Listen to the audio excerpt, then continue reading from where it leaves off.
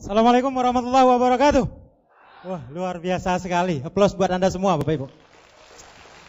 Pada siang hari ini merupakan sebuah kehormatan buat saya bisa berdiri di tengah Anda semua. Ini semua berkat support system kita yang luar biasa, berkat sekolah bisnis kita. Mohon aplaus yang meriah buat Unicorn, Bapak Ibu. Tanpa Unicorn rasanya nggak mungkin saya bisa berbicara dengan Bapak Ibu semua. Tapi dengan Unicorn kita dipersatukan semua. Luar biasa sekali Bapak Ibu. Sebelumnya perkenalkan, nama saya Rusli. Kami datang dari Jambi Bapak Ibu. Sebenarnya kami menjalankan bisnis ini berpasangan. Istri saya tadinya pengen sekali hadir di sini. Tapi karena beliau ada tugas lain besok untuk berbicara di Medan. Jadi beliau hari ini nggak bisa hadir. Jadi beliau titip salam sukses buat Anda semua. Bapak Ibu, kami diutus Unicorn pada siang hari ini. Bukan untuk menunjukkan siapa diri kami sebenarnya saat ini. Bukan untuk bangga-banggaan siapa kami, apa yang kami dapatkan dari bisnis ini. Bukan. Tapi satu harapan kami Bapak Ibu. Keluar Anda dari ruangan ini, Anda akan mendapatkan sesuatu yang berharga dalam hidup Anda. Dan kalau Anda berani ambil keputusan dan komitmen, Anda dengarkan apa yang disampaikan oleh para pengundang Anda pada hari ini. Saya berani pastikan 1-2 tahun hidup Anda pasti akan berubah Bapak Ibu. Saya berani jamin kalau Anda konsisten dan Anda jalankan terus, Anda bisa merasakan seperti apa yang kami rasakan saat ini. Seperti apa yang dirasakan oleh para pemimpin Anda yang ada di depan ini. Luar biasa sekali Bapak Ibu. Itu berkat keputusan yang kami ambil dulu Bapak Ibu. Nah Bapak Ibu, pada siang hari ini kami akan menceritakan kisah sukses kami, perjalanan kami selama kami menjalankan bisnis ini. Namun sebelum saya ceritakan bagaimana saya menjalankan bisnis ini, saya ingin menceritakan sedikit bagaimana latar belakang saya dulu Bapak Ibu. Mungkin banyak orang menyatakan, itu luar biasa, itu dari orang kaya tadinya. Banyak orang kadang-kadang di luaran, kamu jangan ikut Rusli lah. Rusli itu udah dari dulu kaya, tanpa jalankan bisnis ini dia juga bisa beli Mercy. Tidak Bapak Ibu, maka dari itu saya perlu ceritakan siapa diri kami sebenarnya. Saya lahir 39 tahun yang lalu di sebuah desa kecil di Pulau Bengkalis. Jadi kalau mungkin saya ceritakan di sini, kalau sekarang memang ada banyak dengar Bengkalis itu seperti apa. Tapi dulu waktu saya kuliah di Padang, saya ceritain saya tinggal di Bengkalis, di pulau. Itu nunjuknya susah sekali Bapak Ibu, orang nggak ngerti. Jauh di sana dikatakan Kepulauan Riau bukan, tapi dia di Riau gitu. Letak pulaunya kayak pestol. Dan saya lahir tepat di desa Sungai Alam. Saya nomor 3 dari 10 bersaudara, kalau Anda lihat klip tadi. Wah luar biasa sekali, banyak sekali Pak, saya nomor 3. Dan Anda bisa bayangkan pekerjaan orang tua kami tani. Pekerjaan yang dikerjakan pun kebun yang punya orang. Ladang-ladang orang, tanah-tanah orang itu digarap. Itu dipergunakan untuk menghidupi 10 orang anaknya gitu loh. Jadi kadang-kadang kalau nasi itu ada, kadang enggak gitu loh. Sering seperti itu, memang itulah keadaan kami dulu. Dan orang tua saya fokusnya bagaimana dia bisa memenuhi kebutuhan hidup kami. Tapi dia punya keinginan, punya impian waktu itu. Dia pengen ke 10 orang anaknya itu bisa jadi sarjana. Dan dia berpesan kepada kami, cukuplah Bapak yang jadi petani. Nah, bukan petani berarti jelek enggak, tapi yang jelas terasa sekali perjuangannya. Jadi Bapak ingin bagaimana caranya kamu harus kuliah semua pada saat itu. Dan Alhamdulillah Bapak Ibu berkat impian beliau, berkat kerja keras beliau, dari 10 bersaudara cuma 2 orang yang belum selesai sarjana Bapak Ibu. Itu luar biasa sekali. Mungkin bagi Bapak Ibu yang hari ini ya mungkin orang yang berada, sarjana sih apa artinya. Tapi bagi orang tua saya, bagi keluarga kami itu sesuatu yang betul-betul butuh perjuangan yang keras. Pada saat saya masuk sekolah, saya ingat sekali Pak, saya nggak pernah diantar. Jadi pergi daftar sendiri, jalan kaki itu kurang lebih 2 kilo. Setiap hari saya harus 2 kali PP. Pagi sekolah SD, sorenya madrasah. Kita pulang jalan kaki terus. Jadi orang tua nggak pernah pantau, bukan dia nggak mau pantau, tapi dia fokusnya bagaimana untuk memenuhi kebutuhan anaknya pada saat itu. Dan di kelas 2, saya timbul yang namanya anak laki-laki nakal. 1 tahun saya nggak masuk kelas, jadi kelas 2 itu saya belum bisa baca tulis, dan saya dinyatakan tidak naik kelas. Ketahuan Pak, ketahuan orang tua, saya cari alasan dan akhirnya selamat. Dan pekerjaan saya, hobi saya waktu kecil, itu dari 10 bersaudara yang paling nakal itu saya. Saya senangnya bertinju Pak. Setiap hari kalau pulang sekolah, itu baju itu kotor semua. Kotor terus, orang tua saya cukup keras mendidik saya, tapi entah mengapa saya termasuk tumbuh jadi anak yang bandel gitu loh. Setiap hari bertinju, dan luar biasanya setiap bertinju menang Pak. Setiap bertinju menang, itu aja. Waktu itu saya pakai 2 strategi. Strategi pertama, itu saya harus pukul duluan. Dia baru marah aja sedikit, mau begini saya udah hajar duluan, Pak. Kita udah hajar, gedebab-gedebub gitu, datang yang misahin. Kadang guru, selamat kan? Padahal kalau diterusin, belum tentu juga menang, Pak. Kemudian yang kedua, kalau badannya lebih besar, saya gunakan langkah ke-7 dari sistem unicorn, yaitu gunakan alat bantu. Tapi tolong jangan diceritain ke anaknya, bahaya Pak. Karena kalau dengan menggunakan alat bantu ini efeknya, orang tua saya sering bayar biaya berobat lawan saya tadi gitu loh. Terus boleh dikatakan 1 minggu 1 kali itu udah hidup susah, makan susah, harus bayarin gitu loh. Kadang kepala bocor, pokok asal apa yang nampak Pak. Batu, kayu, hajar terus. Yang penting diajarkan unicorn untuk gunakan alat bantu gitu loh. Tapi digunakan ke hal yang salah. Dan terakhir saya berhenti bertinju. Sampai sekarang saya nggak pernah bertinju lagi Pak. Saya trauma pada saat itu. Dia ini sering jadi lawan saya dan selalu kalah. Dan pada saat saya SMP saya ketemu lagi. Tadinya SD, SMP saya kelas 3. Bertemu lagi, bertinju Pak. Saya baru sedikit aja kita udah ngejar begitu. Dia langsung tangkap saya, dia gebuk saya Pak. Akhirnya ini sampai bocor nih. Waktu itu ada gitar di sini kan, gigi taring. Bocor. Sampai sekarang masih ada bekas dan sejak saat itu Pak, saya nggak mau bertinju lagi sampai sekarang gitu loh. Belum pernah bertinju Pak. Jadi kalau misalnya ada orang mau mukul saya, mau ngajak bertinju, sudahlah, damailah gitu loh. Ternyata itu aja Pak. Kita sebetulnya kalau kita bisa tahan emosi, kita nggak bisa, ya bisa sabarlah, luar biasa sekali. Dan begitu pada saat SD, saya sekolah pagi sore, SMP, saya sekolahnya kan pagi. Jadi subuhnya itu kerja nyadap karet dulu, siangnya itu nyanggul. Bikin ladang, tanam ubi dan lain sebagainya. Itu saya lakukan setiap hari dan betul apa yang dinasihati orang tua saya nggak kepengen. Kayaknya jadi petani itu berat sekali. Waktu itu saya harus nyangkul, itu kalau tanahnya yang keras, tangan itu sakit sekali. Dan saya bertekad waktu itu bagaimana caranya saya nggak mau jadi petani. Dan saya ingat sekali waktu saya SMP, SMA, saya bawa buku itu belajar di bawah pohon. Kalau lagi istirahat capek, belajar bawah pohon. Dan saya belajar lumayan prestasi di SMP, SMA. Tamat SMA sedang semangat menggebu-gebu, kakak saya 2 orang sudah kuliah. Giliran saya mau kuliah, uang orang tua saya nggak ada. Dia bilang, bagaimana caranya nak? Sekarang bapak nggak punya uang. Saya bilang ini dulu disuruh kuliah, tuh giliran saya nggak bisa kuliah karena nggak punya uang. Orang tua saya habis sakit pada saat itu, jadi dia nggak bisa bekerja. Dan saya putuskan waktu itu pada saat teman-teman saya ikut UMPTN atau Sipen Maru dulu, saya putuskan untuk bekerja, bikin tambak udang di pantai. 1 bulan penuh saya waktu itu di bulan puasa, banyak pekerja-pekerja yang mundurkan diri, saya masuk Pak. Saya bekerja 1 bulan, saya dapat uang 360, saya berangkat. Saya berangkat, daftar, karena waktu itu negeri nggak ada lagi, dan saya tertarik dengan sekolah komputer. Karena pada saat itu dia pikir, orang bilang ini masih langka, dan kalau lulus ini bisa gajinya besar. Pada saat itu.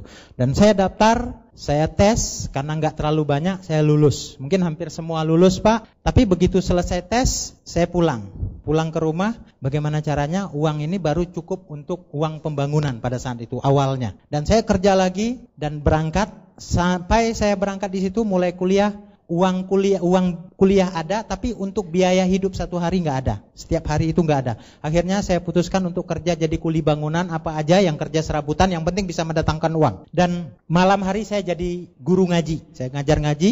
Jadi saya dulu ngajar ngaji bukan karena ikhlas, karena apa enggak? Karena saya mengharapkan bayaran. Syukur-syukur kalau Tuhan berikan saya pahala, tapi yang jelas niat saya pada saat itu bagaimana dengan makan besok gitu loh. Jadi saya ingat waktu kuliah itu saya selalu lauknya ikan. Ikan tuh bisa dipotong. Siang makan 1 potong, malam 1 potong. Dan saya selalu makannya itu antara siang dan pagi. Jadi kita nggak perlu sarapan lagi. Penghematan ya. Ini strategi buat mahasiswa yang uangnya sedikit juga boleh. Saya makan jam 10, jam 11. Makan malamnya jam 5, jam 6 gitu loh. Jadi kan lumayan, daripada 3 kali jadi 2 kali. Dan alhamdulillah setelah 1 tahun saya kuliah, orang tua saya mulai membaik dan dia bisa bantu uang bulanan saya. Nggak full sih, waktu itu 20-30 ribu. Sementara uang kos aja waktu itu 15 ribu Pak. Lumayan, tetap harus kerja. Dan setelah saya selesai kuliah 3 tahun, karena waktu itu fokus saya belajar.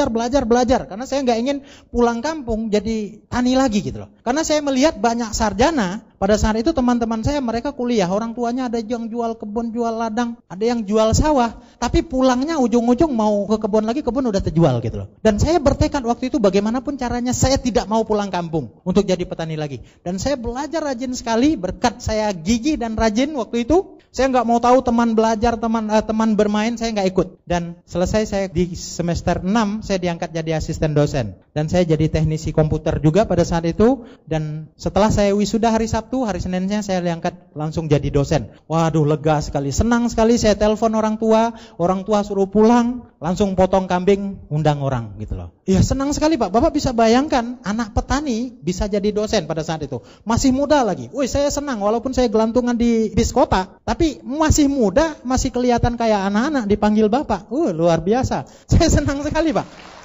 Terus tenang, saya pada saat itu bangga sekali dan orang tua saya bangga sekali. Tapi setelah saya ngajar terus, lumayan gajinya pada saat itu lumayan besar. Karena saya di samping saya bisa komputer, saya bisa servis, saya juga bisa hardware-nya untuk pemrograman kayak robot, apa semua. Saya tekuni itu dan saya punya penghasilan lebih gitu loh. Tapi setelah 3 tahun, masuk tahun keempat saya mengajar, saya mulai melihat kok kayaknya perubahan saya kayaknya stagnan.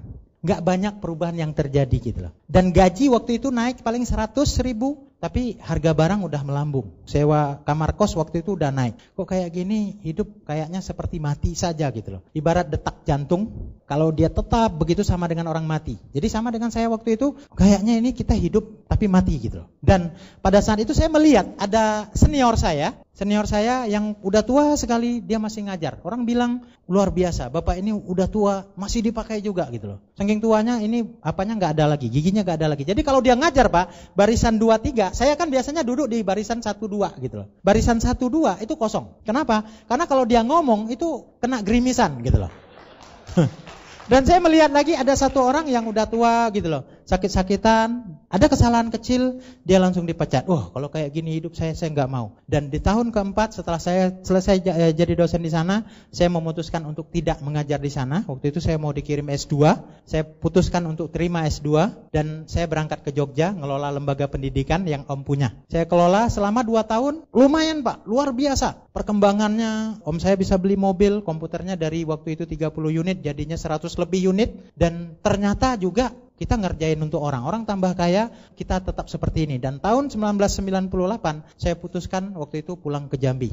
Karena istri saya orang Jambi dan kami memulai kehidupan, dan saya udah nggak punya pekerjaan pada saat itu. Saya lamar sana sini, saya nggak diterima. Waktu saya ngelamar, saya kan bikin surat pengalaman kerja. Jadi waktu saya menghadap bosnya, dia bilang begini, Pak Rusli, bukan kami nggak mau terima, kami harus bayar gaji berapa gitu loh. Saya bilang nggak apa-apa Pak, saya bilang yang penting saya bisa kerja. Karena waktu itu saya betul-betul butuh kerja. Dan akhirnya pada saat itu saya nggak terima kerja, saya mulai nawarkan diri untuk ngajar instansi-instansi pemerintah.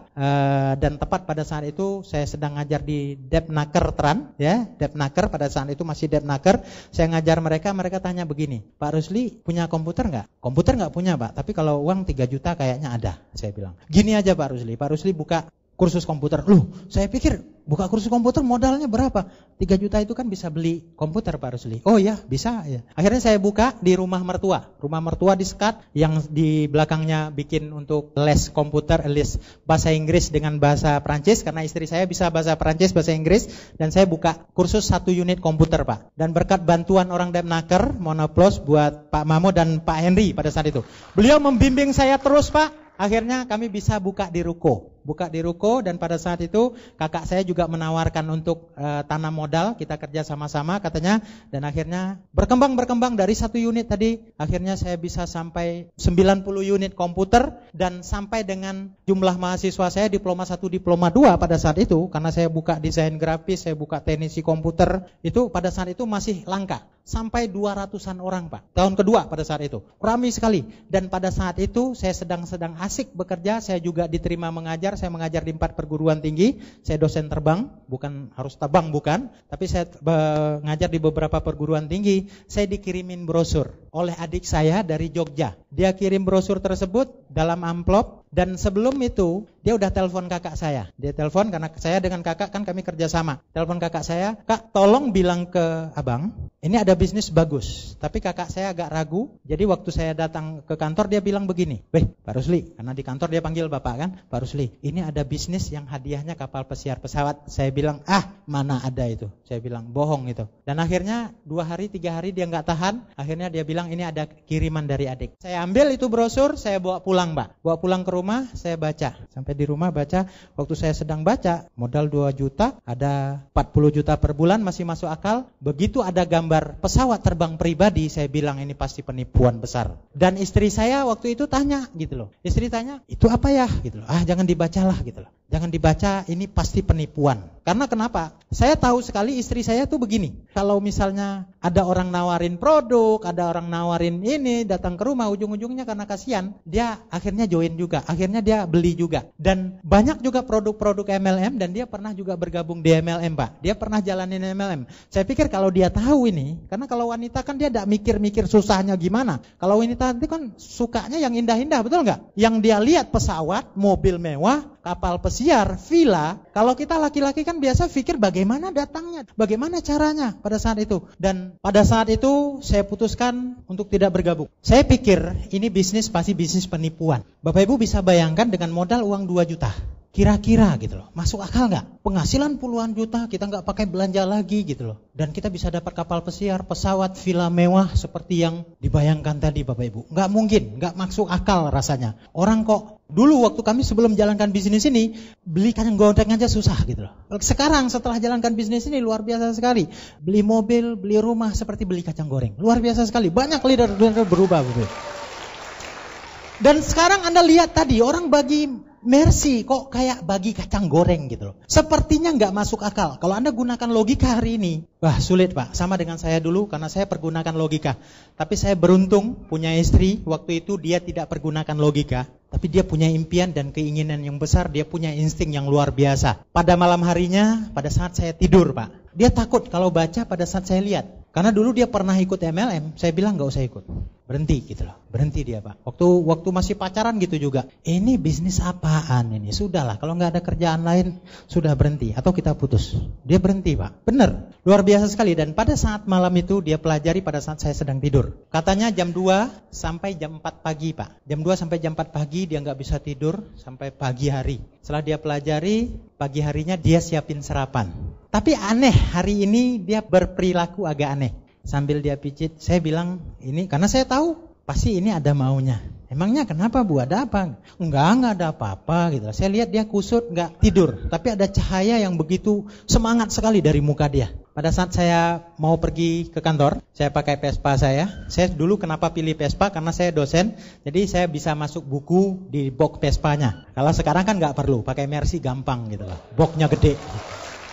Saya sudah pakai helm, dia pegang brosur yang saya buang kemarin. Dia bilang begini, ya ini bisnis bagus, percaya dengan Yeni. Coba ayah nanti di kantor pelajari ini brosur. Waktu itu saya agak aneh gitu loh. Tadinya yang kasih brosur itu kakak. Kakak bilang ini ada bisnis bagus. Saya tahu kakak saya dulu suka MLM. Saya pernah diundang ke pertemuan seperti ini. Waktu itu saya dosen. Saya lihat orang tepuk tangan. Ini bisnis apaan? Kayak orang gila. Saya lihat kiri kanan ada mahasiswa. Saya lihat nggak? Karena saya malu Pak. Waktu itu 5 menit saya keluar gitu loh. Jadi saya nggak begitu percaya. Nah hari ini adik saya, istri saya lagi gitu loh. Adik saya dari Jogja juga bilang bagus. Akhirnya saya penasaran dan saya ke kantor. Saya bilang ke karyawan, tolong nanti kalau ada tamu bilang saya nggak ada, karena saya mau pelajari. Saya pelajari marketing plan-nya. Saya mempelajari itu bukan karena terlalu menggunakan logika, tapi saya berpikir begini. Yang saya tahu bisnis seperti ini adalah bisnis yang menguntungkan yang di atas. Kok kayaknya yang di bawah itu seperti kuda beban saja gitu loh. Tapi di marketing plan itu saya pelajari ada satu hal yang luar biasa. Kalau kita pengen naik, kalau kita pengen berhasil, kita harus angkat orang di bawah naik. Dan kalau misalnya kita nggak kerja keras, belum tentu juga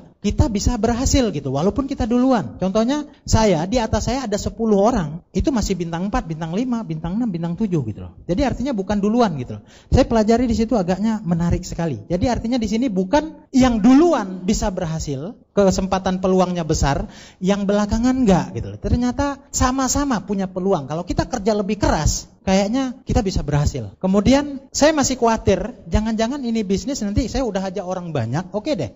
Saya bintang 4 bisa balik modal, bisa terima bonus balik modal. Masalahnya nanti saya khawatir, jangan-jangan yang terakhir nanti kemana gitu loh. Dia mau ngajak siapa lagi? Sempat juga saya berpikir seperti itu. Akhirnya saya punya teman yang dia jago hitung-hitungan. Saya tahu beliau itu lulusan Brawijaya Malang, beliau termasuk lulusan terbaik. Dia bisa hitung dalam beberapa menit, kalau misalnya bangunan, rumah, pokok matematikanya hebat sekali. Nah pada siang hari itu juga saya pergi ke rumah dia, ketemu, saya pakai Vespa ketemu di jalan. Harinya hari Kamis pada saat itu, saya ketemu di jalan. Saya bilang, beliau namanya Pak Isrodin, mohon applause buat Pak Isrodin. Sekarang bintang 7 Pak. Kenapa dia mempelajari tapi dia masih bintang 7? Karena jaraknya hampir 1 tahun. Dia juga ngelanjutin analisa saya tadi gitu loh. Tapi saya minta pendapat dengan dia, masuk akal lah. Dia hitung, akhirnya sambil telepon. Akhirnya dia bilang ini oke, masuk akal. Tapi waktu itu dia bilang masuk akal, dia nggak begitu percaya gitu loh. Dan akhirnya saya putuskan bergabung. Dan pada saat itu dia bilang begini, Bang, dia panggil saya Bang. Kayaknya ini memang rezeki kita deh. Kenapa begitu? Aku hari ini lagi puasa loh, puasa Senin Kamis. Biasa Pak, kalau orang kadang-kadang susah cari kerja kan, dia puasa Senin Kamis gitu. Saya pikir iya juga, feeling. Nggak semua. Nggak Anda di ruangan ini nggak. Nah pada saat itu begitu. Jadi saya putuskan bergabung Bapak Ibu. Jadi luar biasa sekali, pada saat itu kita putuskan bergabung.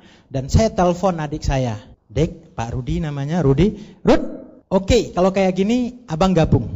Abang pasti gabung dan abang insya Allah gabung bintang 4. Karena kenapa? Saya yakin sekali Pak, masa orang diajak sukses nggak mau? Saya yakin sekali pada saat itu orang dengan sebuah keyakinan yang belum tentu benar mau bunuh diri, betul nggak? Bikin bom bunuh diri. Ini lagi kita hanya dibawa memberikan kita tawarkan sebuah bisnis yang bisa mengangkat harkat dan martabat mereka, bisa merubah kehidupan mereka. Masa mereka nggak mau? Dan saya putuskan bergabung pada saat itu. Saya yakin Bang gabung langsung bintang 4. Untuk itu saya mohon aplaus yang meriah buat sponsor saya, adik saya sendiri, Bapak Rudi Hartono. Kemudian istri saya tercinta yang saat ini sudah jadi bintang 8 saya, pada saat itu sebenarnya Bapak Ibu, dia yang memutuskan bergabung. Tapi saya bilang begini, oke, kita boleh gabung, tapi ayah duluan, saya duluan gitu loh. Oke. Dan yang terima brosur itu kakak saya gitu loh. Kakak saya, dia ngomong-ngomong gak berani dengan setengah apa gitu. Pada saat saya putuskan bergabung, oke, kalau kakak mau di atas, ya siapa yang mau bantu kakak gitu loh. Oke gitu. Jadi hari itu Pak, saya langsung bergabung, udah ada 2 jaringan gitu loh. Rencana, tapi belum bergabung pada saat itu Pak. Untuk itu mohon aplaus buat istri saya Ibu Yeni, bintang 8 saya saat ini. Dan kakak saya, Bronze Lion, Ibu Norbaiti, penerima Mercy sama dengan saya pada saat dulu.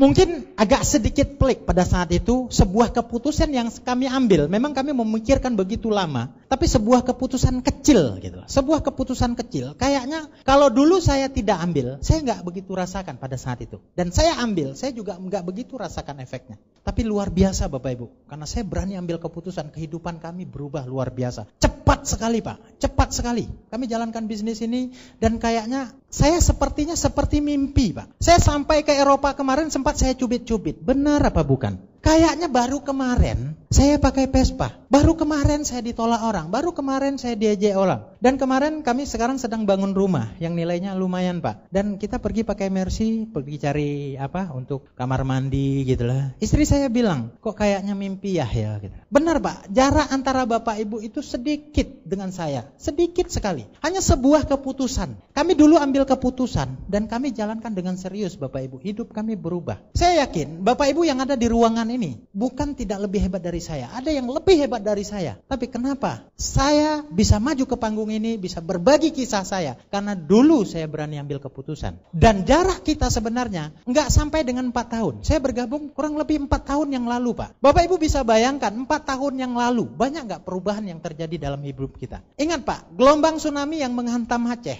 itu ngomong-ngomong sudah hampir 4 tahun yang lalu. Betul nggak? Pertanyaannya, banyak nggak perubahan yang terjadi dalam hidup kita? Kayaknya masih kemarin masih segar di mata kita gelombang tsunami itu di TV, di televisi ditayangkan. Nah, kayaknya baru kemarin, tapi ngomong-ngomong itu sudah 4 tahun Bapak Ibu. Nah, begitu juga dengan kita Bapak Ibu. Mungkin kalau Anda berani ambil keputusan hari ini dan kita sama-sama jalankan, luar biasa sekali Pak. Kami mendapatkan sebuah kebebasan yang mungkin tidak kita bisa dapatkan di luar sana. Saya dulu pengusaha jauh Pak. Di sini betul-betul bisnis yang dikatakan orang bilang ini freedom, bebas pikiran, bebas uang tentunya, bebas waktu. Luar biasa Pak, Anda tidak mungkin bisa dapatkan walaupun misalnya Anda pengusaha. Karena saya dulu juga pengusaha. Cuman Bapak Ibu, apakah cukup dengan sebuah keputusan? Tidak. Saya kasih kuncinya kepada Bapak Ibu hari ini karena saya sengaja datang dari Jambi untuk menyatakan kepada Bapak Ibu tentang satu kunci. Kalau Bapak Ibu pegang ini kunci Bapak Ibu, saya yakin Anda tidak sia-sia datang ke ruangan ini. Saya jamin.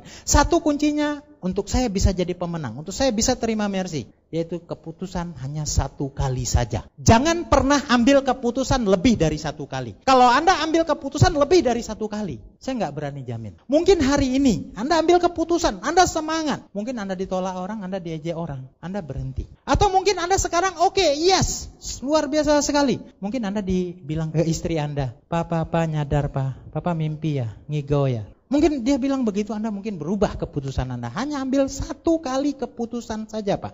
Itu saja kuncinya Pak. Kalau Anda berani tetapkan satu keputusan. Ibaratnya kalau kita punya jam 2 buah. Yang satu jam 1, yang satu jam 3. Gitu. Kira-kira Anda bingung gak? Anda tetapkan satu keputusan saja. Nah, saya punya cerita tentang kisah nyata keputusan ini Bapak Ibu. Jadi ada seorang petani. Dia biasanya bertani. Dia pergi ke ladang. Itu seperti biasa dia jalan kaki bersama anaknya. Dan dia punya cita-cita, punya impian untuk membeli keledai. Dia gunakan untuk pergi ke ladang, ke sawah setiap hari. Dia kumpulkan uang, selama bertahun-tahun akhirnya dia bisa membeli keledai. Setelah dia bisa membeli keledai tersebut, dan hari pertama dia dengan penuh semangat, dia pergi ke ladang dengan menggunakan keledai tadi. Pertama, dia naikkan anaknya ke atas punggung keledai tersebut, dan bapaknya yang narik keledai tersebut. Lewati sebuah kampung, lalu orang kampung pertama bilang begini, dasar anak kurang ajar, masa bapak udah tua di bawah, masa kamu kok di atas? Kualat kamu jadi anak. Harusnya bapakmu yang naik ke atas keledai, kamu di bawah. Kata orang pertama, pindah. Naik bapaknya ke punggung keledai, letak-letuk. Anak yang narik. Lewat kampung kedua. Orang kampung kedua bilang begini, ya orang tua, di mana sih letak otaknya? Masa anakmu suruh jalan kaki, kamu kok naik punggung keledai? Kan bisa naik berdua itu, kata orang kampung kedua. Lalu bapaknya bilang begini, benar juga ya. Akhirnya dia naik berdua. Naik keduanya, anaknya di depan dan dia belakang. Dia lewati kampung ketiga. Di kampung ketiga dia melihat segerombolan orang. Orang bilang, dasar manusia ya, kok tidak lebih jelek dari binatang katanya. Dia bilang begitu. Masa keledai dinaikin berdua? Seharusnya kamu jadi manusia punya perasaan dong. Kamu yang bawa keledai. Benar juga ya kata bapaknya tadi kan. Akhirnya dia putuskan untuk mengikat keledainya. Dia pikul berdua bersama anak ke ladang. Begitu juga dengan Anda di bisnis ini. Anda akan ketemu dengan orang-orang kampung, orang dekat Anda yang ya seperti itu nantinya. Pasti Bapak Ibu. Pasti orang yang tidak bisa sukses, yang tidak bisa mencapai apa yang mereka impikan. Itu karena mereka ambil keputusan lebih dari satu kali. Setelah kami ambil keputusan Bapak Ibu, saya yakin sekali. Saya mulai presentasi. Nampak teman, nampak orang presentasi Pak. Nampak kucing, kambing aja gak dipresentasi. Semua orang waktu itu punya semangat. Dan saya yakin sekali bahwa orang pasti mau bergabung. Karena ini bisnis, masa modal 2 juta dengan penghasilan 40 juta 1-2 tahun gak mau. Saya bilang begitu. Begitu saya presentasi pertama selama 1 minggu hasilnya luar biasa dahsyat Bapak Ibu. Saya ditolak sana, ditolak sini, ditolak sana, ditolak sini. Diejek sana, diejek sini. Luar biasa sampai ada yang bilang, Pak Rusli, kalau sempat kau dapat mobil mewah, ku gigit bannya Pak Rusli. Waktu itu bukan mereka meledekin saya, sampai sekarang dia malu Pak gitu loh. Karena sebenarnya dia ngomongnya itu benar dari hati. Karena dia tidak yakin, karena dia lihat banyak sekali bisnis seperti ini. bukannya tambah kaya, tapi hidup makin susah. Mungkin Anda sering ketemu itu seperti itu. Dan saya juga punya perasaan seperti itu waktu itu. Dan orang mengatakan seperti itu. Sampai ada bilang, sudahlah tipis tapak sepatu kau tuh nanti. Tidak akan ada hasilnya, enggak. Gitu loh. Semua orang seperti itu Pak. Orang dekat, orang jauh sama gitu loh. Orang dekat, orang jauh. Sampai ada teman lagi saya sempat dapat mercy, potong kuping saya gitu loh. Kemarin waktu saya datang ke rumah beliau, saya bawa mercy saya, pucat mukanya Pak. Dia pikir saya mau potong kuping.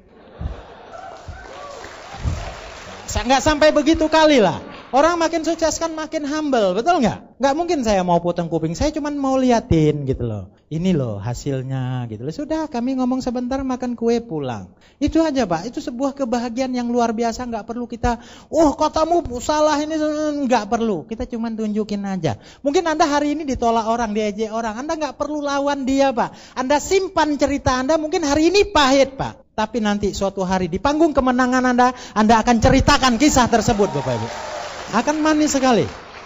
Dan pada saat itu saya presentasi teman juga semua nggak ada yang mau gabung. Dan saya mulai kumpulkan mahasiswa saya. Kumpul mahasiswa saya pilih. Misalnya di lokal ini anak-anak yang kira-kira rajin, yang pintar, yang ligat gitu ya. Saya pilih. Kumpul dengan secara eksklusif, saya bilang begini, nanti saya pilih beberapa orang satu kelas kita kumpul ya. Kumpul, oke, saya presentasikan. Ini tidak ada hubungannya dengan nilai. Kamu gabung, nilaimu kalau E tetap E. Tidak gabung, nilaimu A tetap A. Tidak ada hubungannya dengan nilai. Saya presentasi, dia manggut-manggut Pak. Mulai dia lihat udah, Anda bintang 3, ngajak satu orang bintang 3. Udah bilang, MLM ya. Sudah Pak, rasanya pedih sekali rasanya. Biasanya kalau kita ngajar, kita ngomong marah pun dia ngikut gitu. Tiba di bisnis ini, orang udah enggak respect lagi dengan kita. Besoknya mau follow up, jangankan follow up Pak. Dia setiap ketemu saya dia lari. Gitu. Kayaknya cuman ngomong aja tidak, hati-hati dengan Pak Rusli, ngomong aja tidak Pak. Tapi mereka seperti itulah. Mungkin Anda berpikir hari ini, kalau dokter sih enak. Dokter juga ngalamin hal yang sama Pak. Bisa jadi pasien ditawarin, maksud dokter ini bagus kan? Ini Bu, kalau Ibu mau sehatnya permanen pakai produk ini. Udah timbul gosip, hati-hati dengan Bu dokter itu, kita ditawarin produk Tiansi loh. Wah, macam-macam Pak. Pasti akan ada seperti itu.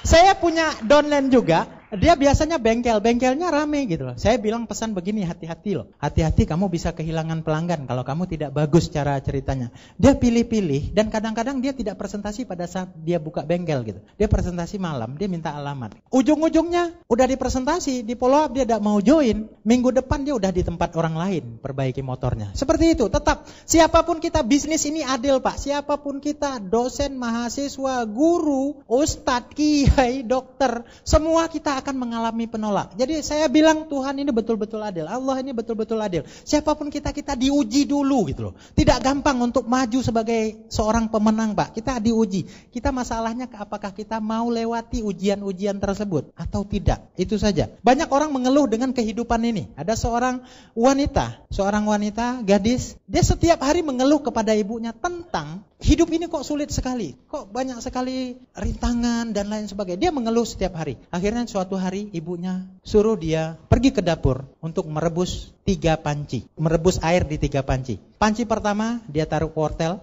dia kasih wortel. Panci kedua dia kasih kopi. Panci ketiga dia kasih kopi. Setelah selesai, lalu anaknya bilang, ini maksudnya apa Ibu? Panas air ini ibaratnya ini adalah tantangan di dunia ini. Tantangan di kehidupan ini. Apakah Anda mau seperti wortel? Anda menghadapi tantangan ini, Anda akan jadi lunak. Atau Anda mau jadi seperti telur, Anda bisa jadi keras, bisa bertumbuh. Atau Anda bisa jadi seperti kopi, bisa membuat hidup ini jadi berwarna. Betul nggak? Kalau semua orang bergabung di bisnis ini, kira-kira enak nggak? Semua pakai Mercy gitu loh. Nggak masuk akal kan? Siapa lagi kalau Anda misalnya besok mau makan nasi harus tanam padi sendiri. Karena orang semua jalankan bisnis ini. Apa barangkali mungkin Pak Polisi semuanya jalankan bisnis ini. Nggak mungkin Pak, ada tabrakan nanti. Siapa yang mau ngadili lagi? Jadi kalau rekan-rekan polisi Pak nggak mau gabung di bisnis ini, no problem gitu loh. Nggak masalah, nanti dia yang jaga keamanan kita lewat pakai Mercy, tenang gitu loh. Daripada nanti serabutan semua gitu loh. Serabutan semua. Jadi hidup ini jadi indah. Jadi ada orang yang tetap jadi kerja di bengkel. Nanti Anda bisa bayangkan, Anda misalnya punya Mercy, rusak. Anda harus servis sendiri gitu loh. Kebayang? Anda mau cuci Mercy, cuci sendiri, Anda masuk di bawah gitu. Enggak indah hidup ini. Memang harus ada tantangan, harus ada orang yang tidak mau bergabung di bisnis ini. Tapi satu hal Bapak Ibu, Anda jangan cepat menyerah dengan kondisi tersebut. Karena orang yang tidak mau bergabung di bisnis ini, pada dasarnya mereka belum mengerti potensi bisnis ini. Kalau saja orang mengerti dengan potensi bisnis ini, mungkin nggak perlu diadakan pertemuan ini. Cukup Bapak Ibu buka formulir di depan gitu loh. Orang datang mau daftar Pak. Luar biasa, karena mereka belum ngerti gitu loh. Nah, kalau orang belum mengerti dengan bisnis ini, pertanyaannya bagi Bapak Ibu, ini menjadi sebuah peluang atau tantangan buat kita? Kalau menurut saya ini peluang loh. Mumpung orang nggak ngerti, itu tugas kita, berarti dia akan jadi jaringan kita. Dan kalau misalnya orang udah ngerti semua, kebayang ini di pertemuan di ruangan mana lagi gitu loh. Jadi luar biasa sekali. Inilah jadi tantangan dan peluang buat kita semua Bapak Ibu, buat semua kita yang ada di ruangan ini. Nah, setelah kami presentasi selama 2 minggu, 1 orang pun tidak ada yang bergabung. 1 orang pun tidak ada bergabung. Tapi saya udah terikat janji dengan adik saya bahwa saya pasti bergabung bintang 4. Pada saat itu saya temui kakak saya, Kak gimana? Kakak gabung dengan saya ya? Di bawah oke, kakak saya gabung dan di bawah kakak saya ada adik. Kemudian ada satu lagi istri. Saya udah punya 3 orang bintang 3 dengan 2 kaki. Saya janji udah harus bintang 4 nih. Siapa lagi yang mau dipresentasikan? Karena saya udah presentasi ke semua orang, kayaknya semua orang, tapi belum begitu banyak sih gitu. Kayaknya kan kita kalau udah ditolak 5 orang, 10 orang, itu kayaknya seluruh dunia udah nolak kita Pak. Perasaan kalau udah nemui dia, ini pasti nolak lagi nih, ini nolak lagi nih gitu. Perasaan tuh bawaannya seperti itu aja gitu. Ada 1 orang teman dekat saya kenal beliau baik sekali. Jadi saya bilang, Bu, janganlah ditawari itu. Jadi nanti kita gara-gara ini hubungan kita jadi nggak baik. Saya bilang begitu kan. Tapi istri saya bilang, ya katanya, ibaratnya kita kan mau ke pulau sukses. Kita melewati lautan yang penuh dengan gelombang, badai, topan gitu. Kita sekarang mempunyai kendaraan, kita punya kapal yang begitu besar dan kokoh. Dan kalau kita naiki kapal ini, asal kita sabar aja suatu saat pasti sampai ke pulau sukses tersebut. Sementara ada orang naik perahu, ada orang mungkin pakai dayung, ada pakai bot kecil gitu. Sementara di depan ada badai yang begitu besar. Kira-kira katanya, kalau kita biar teman itu kan sayang, masalah dia mau atau tidak, yang penting kita tawarin. Dan dia pergi Bapak Ibu, dia pergi sendiri, saya nggak sanggup lagi karena malu. Akhirnya dia presentasi sedikit aja, dia langsung percaya Pak. Jadi luar biasa pelajaran yang kita bisa pelajari pada hari ini gitu loh. Kalau Anda presentasi ke 10 orang, belum misalnya nolak, yang 11 belum tentu nolak. Anda presentasi 20, yang 21 belum tentu nolak. Pasti akan ada yang bergabung. Itu aja, Anda tinggal lakukan terus dan akhirnya itulah orang di luar dari keluarga saya yang pertama sekali percaya dengan saya dan bergabung di bisnis ini. Dan dari kaki beliau saat ini saya menemukan 1 bintang 8. Saya menemukan 1 bintang 8 karena beliau waktu itu merupakan kaki terbesar saya, cepat sekali, beliau semangat sekali. Tapi karena sesuatu hal, akhirnya beliau dipanggil Tuhan. Beliau meninggal. Saya mohon doanya kepada kita semua, semoga arwah beliau diterima di sisinya. Tapi beliau sempat waktu itu udah bintang 6 dan suaminya sekarang udah bintang 7, hampir bintang 8. Saya yakin 1 bulan ini bintang 8. Saya tetap bantu terus istri suaminya. Saya bantu juga dengan anak-anaknya karena saya teringat sampai sekarang orang yang di luar keluarga saya yang percaya dengan bisnis ini itu adalah beliau, Bapak Ibu. Dan dari kaki beliau, saya dulu pernah menemukan waktu saya awal-awal, saya tawarin beliau ini sama-sama buka lembaga pendidikan. Saya punya lembaga pendidikan, beliau punya lembaga pendidikan. Saya punya kecil, dia udah besar, dia udah senior Pak. Waktu saya cerita presentasikan bisnis ini, saya baru ngomong sedikit, dia langsung nyeletuk begini, MLM ya? Betul Pak. Kenapa Pak? Dia pernah di MLM lain dulunya, dia bilang begini, Pak Rusli, kalau yang namanya bisnis seperti ini 1001 Pak Rusli. Maksudnya Pak, 1000 itu 1 yang berhasil. Udahlah, yang lain tuh udah jadi kuda beban aja lah, nggak ada hasilnya. Dia bilang begitu kan. Pada saat itu saya karena dibilang begitu biasa Pak, kita langsung ciut. Pada saat itu saya tidak terusin lagi, saya langsung mundur teratur. Tapi luar biasa, setelah beberapa bulan, hampir 1 tahun, tiba-tiba dia datang ke saya. Pak Rusli, ternyata bisnis yang Pak Rusli tawarkan itu beda dengan yang saya tahu selama ini. Luar biasa. Dan setelah itu langsung bergabung bintang 3 Pak pada saat itu. Dan bulan depannya dia bintang 4. Dia langsung impact di panggung, di OPP, dia bilang begini. Betul, dulu waktu saya ditawarkan oleh Pak Rusli 1001. Benar, sekarang juga 1000. Tapi dulu 1001 orang yang sukses, tapi sekarang 1001 impian bisa kita wujudkan lewat bisnis ini. Benar-benar luar biasa Bapak Ibu. Jadi kita tinggal presentasikan dan presentasikan. Dan alhamdulillah bulan pertama saya langsung daftar bintang 4 walaupun dengan keluarga. Dan alhamdulillah keluarga itu juga satu terima Mercy, Bronze Lion, satu lagi istri saya udah jadi bintang 8. Luar biasa sekali Pak. Jadi Anda jangan khawatir, tawari keluarga Anda, orang dekat Anda. Kalau mereka menolak, terserah gitu loh. Kalau masalah orang yang tidak peduli, yang tidak suka kita jalankan bisnis ini, itu saya Pak. Saya paling gak suka dulu, dan giliran saya jalankan bisnis ini, mertua saya kalau setiap hari, karena waktu itu kita ke rumah kontrakan, jadi karena anak kita kecil jalankan bisnis ini, kita kan gak bisa pergi bawa anak, kita titipin sama mertua tuh waktu datang aja dah mukanya setengah mati gitu, pulang lambat dikit, nek rasanya, tapi gimana lagi, tahan saya bilang, saya ingin buktikan, dan alhamdulillah lewat bisnis ini saya bisa menghajikan mereka Pak, luar biasa sekali gitu. Mungkin di ruangan ini Anda punya orang-orang yang mungkin gak setuju. Anda teruskan, berjuang terus Bapak Ibu. Dan Anda bisa berikan yang terbaik buat orang-orang yang Anda cintai Bapak Ibu.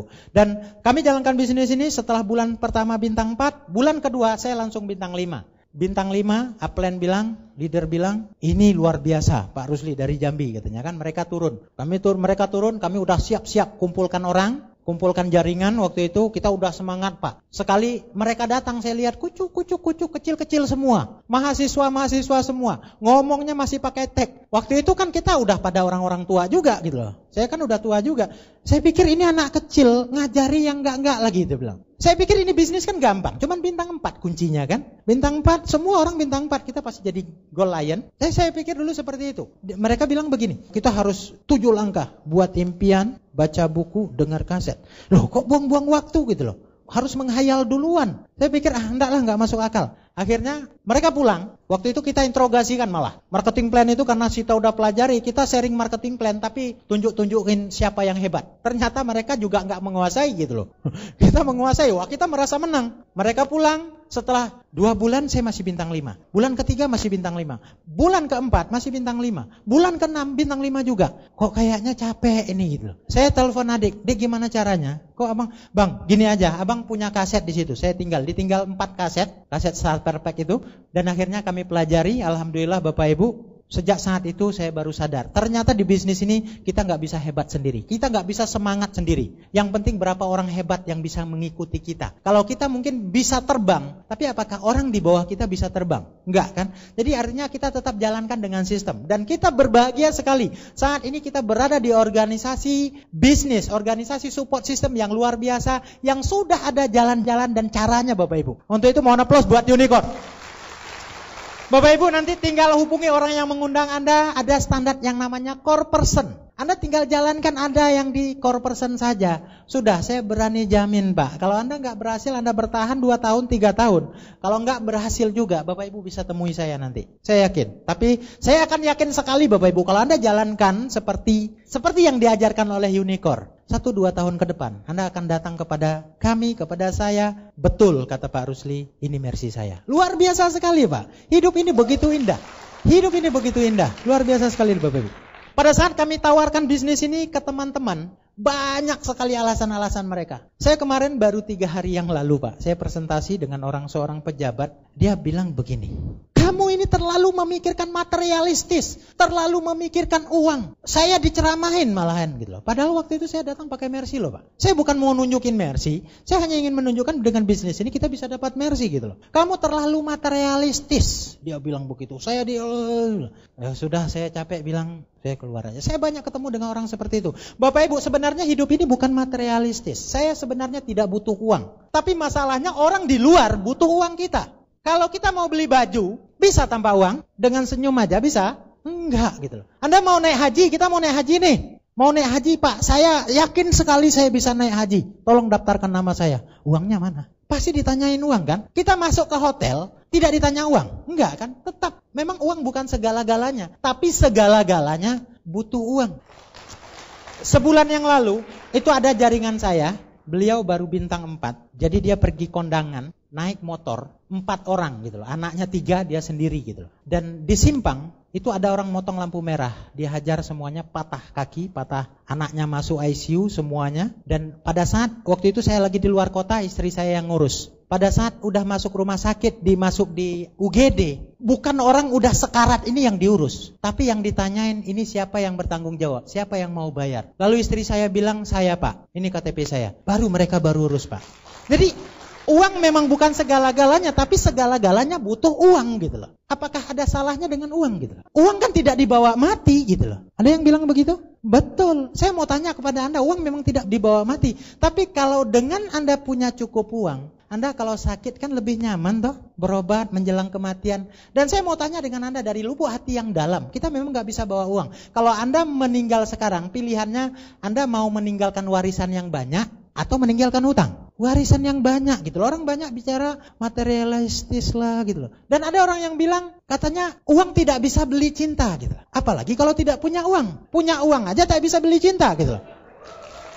Tapi cinta akan lebih berarti kalau kita bisa punya uang. Kita bisa, aduh Pak, indah sekali hidup ini ternyata. Kami bisa jalan-jalan bersama istri. Sekali-sekali di hotel lah bersama istri. Indah sekali. Yang hotelnya 2 juta, 1.500.000. Enak, itu karena dengan uang. Mungkin Anda bisa minum kopi di Menara Eiffel bersama istri Anda. Indah, itu semua dengan uang. Orang bilang juga, uang tidak menyelesaikan masalah. Kalau tidak punya uang, bagaimana kita bisa menyelesaikan masalah? Tambah stres Pak. Tapi kalau kita punya masalah, kita punya uang, kan menyelesaikan masalah lebih gampang toh? Banyak juga orang bilang, katanya dengan banyak uang tidak menjamin orang bahagia. Memang ada orang tidak punya uang, dia tidak punya uang, dia tidak bahagia. Yang jelas dia bukan di Tianzi, bukan di Unicorn. Kalau di Unicorn saya jamin orang punya uang dan bahagia gitu loh. Karena dia nggak stres, nggak mikirin macam-macam toh.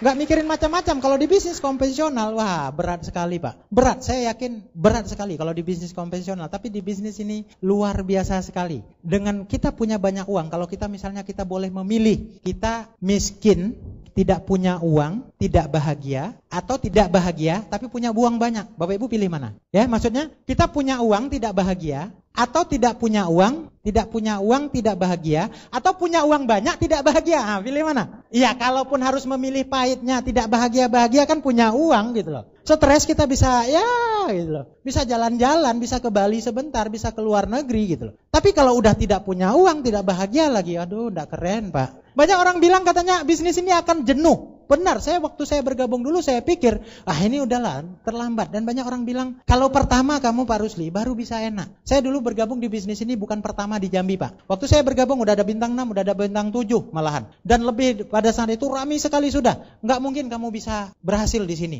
orang bilang. Tapi alhamdulillah saya waktu itu punya visi, saya pengen punya grup terbesar. Dan sekarang di Jambi itu 95% lebih itu grup saya Pak. Luar biasa. Dan kalau orang berbicara ini bisnis akan jenuh, saya waktu bergabung di bisnis ini, itu jumlah penduduk Indonesia yang belum bergabung di bisnis ini kurang lebih 214 juta orang. Tapi setelah kita bergabung, setelah saya jalankan kurang lebih 4 tahun, ada 225 juta penduduk Indonesia yang belum bergabung. Jadi ngapain aja kita di sini? Kok orang yang belum bergabung lebih banyak? Kalau Bapak Ibu nggak percaya, lihat aja orang ikut Sipen Maru nanti, UMPTN. Orang tamat SMA, tamat SMP. Orang makin hari makin besar, orang melahirkan semua, betul nggak? Dan berdasarkan statistik, kalau misalnya orang tidak boleh melahirkan lagi, semuanya dikibiri semua, itu 900 tahun lagi, orang baru jenuh. Luar biasa, peluang bisnis ini, itu begitu besar. Orang-orang yang belum bergabung di bisnis ini begitu banyak di luaran sana. Banyak orang mungkin mereka tahu Tianzi, tapi mereka nggak ngerti apa ini bisnis Tianzi. Mereka belum begitu paham. Tugas kita semua untuk memberikan pemahaman bahwa tentang bisnis ini yang begitu luar biasa Bapak Ibu. Nah Bapak Ibu, saya jalankan bisnis ini, saya mengalami perubahan-perubahan yang luar biasa. 1 tahun 2 bulan itu saya bisa beli mobil. Itu merupakan mobil impian saya, keinginan yang luar biasa. 2 tahun saya bisa beli rumah, 3 tahun saya bisa dapat Mercy Bapak Ibu. Luar biasa sekali. Saya banyak belajar dari upline saya, apa yang harus kita lakukan kalau kita memang mau serius di bisnis ini. Langkah pertama, Anda harus robah sikap Anda. Anda harus robah, kita harus robah sikap kita. Karena tidak ada satupun orang di dunia ini yang bisa merubah sikap kita kecuali kita sendiri. Sikap yang harus dirobah pertama adalah sikap negatif berubah jadi sikap positif. Karena kalau Anda punya sikap negatif, sebesar apapun peluang maupun di depan mata Anda nggak akan bisa dapatkan. Kalau Anda punya sikap negatif. Tapi kalau orang punya sikap positif, dia selalu melihat peluang dalam sebuah kesulitan. Itu bedanya, Pak. Kalau orang yang negatif itu bawaannya curiga aja, Pak. Ditawarin bisnis ini udah ada mercy, ya itu kan bisa aja gitu. Itu kalau orang negatif, Pak. Anda mau 10 kali, mau 2 tahun, 3 tahun ikuti vision seminar ini, Anda sambil lipat tangan begini, entah ya entah tidak. Enggak mungkin, mustahil. Masa mercy dengan 2 juta bisa dapat mercy? Masa iya? Itu kan bisa-bisa aja. Itu kan BPKB-nya atas nama perusahaan. Anda akan bawaannya curiga aja gitu. Kalau orang negatif, tapi Anda harus rubah sikap negatif Anda jadi sikap positif. Anda lihat mungkin Bekasi belum banyak. Anda bisa lihat, berarti peluang kita di Bekasi masih besar. Tidak ada hari lain. Sekarang kita ambil keputusan dan jalankan bisnis ini. Dan nanti Bekasi akan jadi grup terbesar saya. Anda tinggal ambil tekad pada hari ini. Langkah kedua yang harus Anda rubah adalah sikap yang pesimis dengan sikap optimis. Orang di bisnis ini selalu semangat, Pak. Makanya kalau Anda lihat orang di bisnis ini yang sudah jalankan bisnis ini, mereka tepuk tangan aja kelihatan. Mereka berdiri, mereka pakai jas, pakai dasi. Walaupun sebenarnya penghasilan mereka belum begitu besar gitu. Tapi mereka punya semangat yang begitu luar biasa, begitu optimis dalam hidupnya. Sehingga dia kayaknya bangun tidur itu udah semangat. Orang kalau optimis itu seperti itu. Tapi kalau orang yang pesimis, dia bangun tidur, kerja lagi, ke kantor lagi, nanti dimarah bos lagi gitu loh. Selalu aja pesimis buat dia. Anda harus rubah seperti itu, Pak. Kemudian yang ketiga, Anda harus rubah dari sikap yang sombong menjadi sikap yang humble. Anda harus humble di bisnis ini, Pak. Karena tidak ada satupun orang di dunia ini yang mau bergabung dengan orang yang sombong. Itu aja. Nggak ada yang perlu disombongkan. Apa yang diberikan kepada kita itu semua titipan Tuhan. Kita harus betul-betul humble di bisnis ini, Pak. Nggak ada orang di leader-leader di bisnis, di Unicorn kita lihat mereka semakin sukses,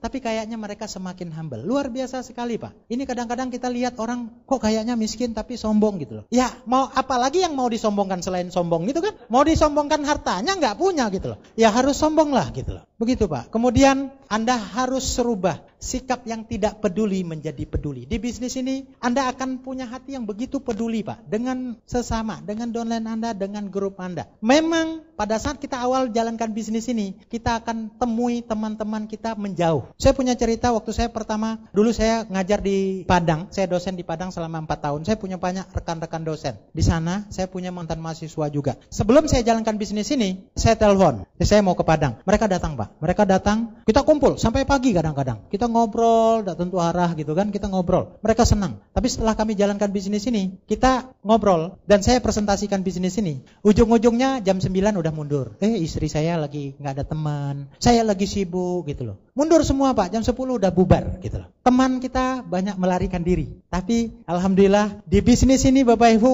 kita mendapatkan teman-teman sejati. Orang yang begitu peduli. Komunitas Unicorn ini adalah teman dan saudara kita semua.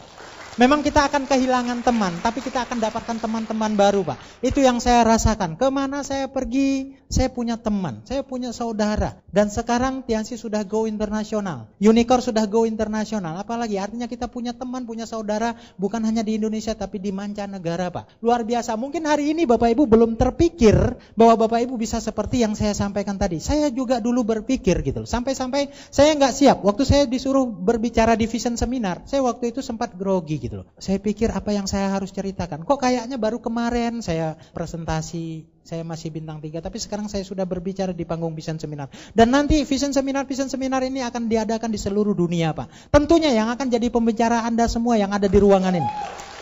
Asal satu hal, Anda berani ambil keputusan satu kali saja. Satu kali saja, Pak. Jangan terlalu banyak ambil keputusan. Kalau Anda ambil keputusan banyak, susah sekali, Bapak Ibu. Atau mungkin pada saat Anda jalankan bisnis ini, ditawarkan bisnis ini, Anda masih punya pilihan lain barangkali ya. Mungkin Anda punya pekerjaan. Saya kan ada penghasilan. Saya udah dijamin ini. Masa depan saya, makan saya udah cukup. Nggak masalah. Saya nggak jalankan bisnis ini juga bisa. Bapak Ibu, saya waktu pertama sekali bergabung di bisnis ini, saya teringat dengan kata-kata Bapak Rizky Kanata. Waktu itu beliau mengatakan, jalankan bisnis ini sebelum Anda membutuhkan. Gali sumur air sebelum Anda kehausan. Kalau Anda sudah kehausan, kalau Anda sudah tidak punya pekerjaan lagi, Anda baru jalankan bisnis ini, akan betul-betul menyakitkan. Nah, waktu itu pertama saya jalankan bisnis ini, saya masih punya lembaga pendidikan. Mahasiswa saya masih banyak, Pak. Mahasiswa saya masih 200-an orang pada saat itu. Walaupun kehidupan saya biasa-biasa karena saya punya lembaga pendidikan yang baru saya buka. Saya bersaing dengan lembaga pendidikan yang besar. Tentunya saya harus push harga kursusnya. Biayanya murah pada saat itu, jadi orang datang. Sehingga kadang-kadang pemasukan dengan pengeluaran itu selisih sedikit. Dan kadang-kadang itu kita bisa subsidi dari bisnis ini juga pada saat awal-awal kami jalankan bisnis ini. Dan luar biasa sekali Bapak Ibu, lembaga saya mulai menurun. Jadi ibaratnya kalau di bisnis konvensional kerucutnya seperti ini. Awalnya kita sendiri, gak terlalu banyak saingan, gaji karyawan murah, dan ya segala-galanya masih murah. Sewa tempat semuanya murah. Tapi lama-lama ada tetangga yang bikin gitu loh. Sebelah kita dengan fasilitas yang lebih bagus, dengan penawaran yang lebih bagus, tentunya biasanya dia lebih murah karena orang selalu menekan harga kalau baru buka. Akhirnya lembaga saya mulai menurun dan pas terakhir jumlah mahasiswa saya sekitar 47 orang, saya tutup itu lembaga pendidikan saya dan alhamdulillah saya sudah punya penghasilan di atas 20 juta di bisnis ini. Jadi saya nggak kemana-mana lagi.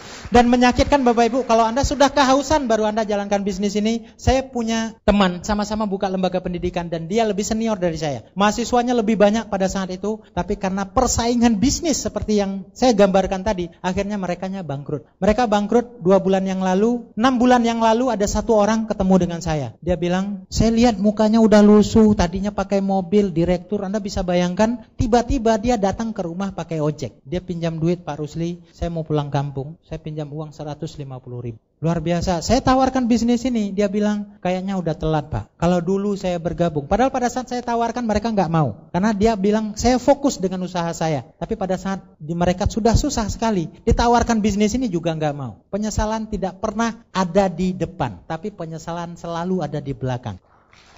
Ada penyesalan di depan, kalau Anda mungkin narik sapi, diseruduk sapi, ya nyesalnya di depan Pak. Pasti nyesalnya di belakang Pak. Mungkin Anda di ruangan ini punya pilihan lain, punya pegangan lain. Tapi saya katakan jalankan bisnis ini tanpa meninggalkan pekerjaan Anda. Tanpa merubah fokus Anda bekerja. Anda tetap bekerja sebagai profesional, sebagai pengusaha, sebagai ibu rumah tangga, apalagi ibu-ibu rumah tangga. Mungkin Anda bisa bilang saat ini, wah saya kan punya suami saya jabatannya direktur. Kita gak pernah jamin sampai kapan dia bisa hidup, betul gak? Saya lihat banyak ibu-ibu yang begitu suaminya meninggal, gajinya udah menurun kalau di pegawai negeri. Kalau di swasta, gajinya sudah gak ada lagi, paling-paling uang tolak yang dikasih. Pada kondisi seperti itu, Anda akan pahit sekali. Jadi saya pesankan kepada ibu-ibu, barangkali Anda jalankan bisnis ini, walaupun saat ini mereka belum merestui Pak. Tapi Anda jalankan saja, Anda buktikan. Suatu saat nanti mereka juga akan merestui Anda Pak. Luar biasa sekali. Ini bisnis bisa Anda jalankan tanpa harus meninggalkan pekerjaan Anda.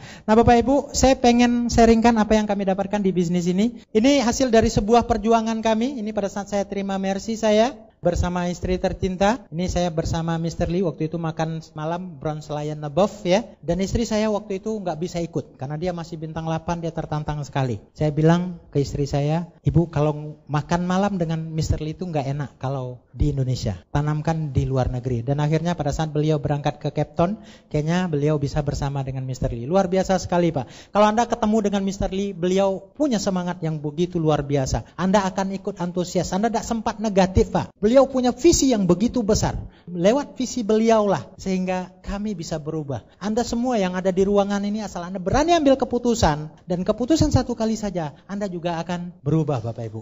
Kemudian ini mobil saya, mobil Mercy yang katanya kalau sempat dapat mobil mewah, ku gigit bannya. Tapi alhamdulillah kami bisa buktikan. Ini 1998 RY, ini tahun saya masuk Jambi. Kondisi waktu itu saya lamar sana, lamar sini. Saya nggak dapat pekerjaan Bapak Ibu. Saya nggak dapat pekerjaan, saya nggak diterima. Dan saya sempat kasih anak saya dengan susu kaleng, susu Cap Nona. Anak saya baru berusia 1 tahun Pak. Itu suatu kondisi yang mana betul-betul nol bagi saya.